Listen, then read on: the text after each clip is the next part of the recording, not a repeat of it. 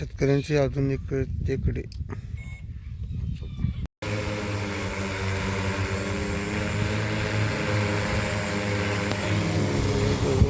Uncle घेतो बघा.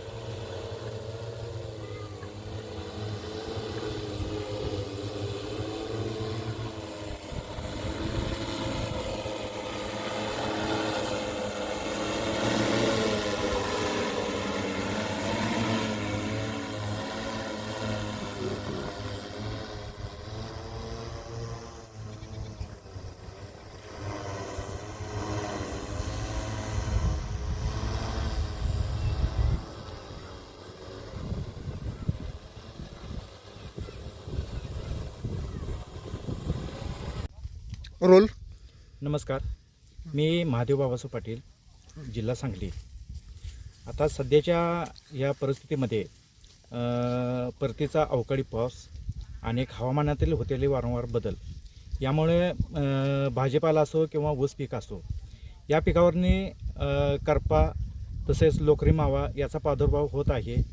आणि ह्या प्रादुर्भावाचा जर हे करायचं असेल म्हणजे नियंत्रण करायचं असेल तर आपण एक ड्रोनद्वारे हे फवारणी घेऊ शकतो.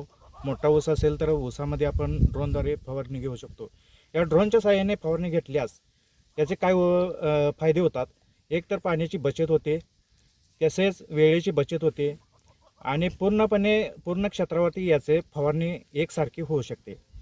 आणि एक ही फवारणी होताना याचे जे ड्रोनमार्फत जी फवारणी केली जाते त्याचे थेंबाचे हे मायक्रो थेंबमध्ये रूपांतर केलं जातं.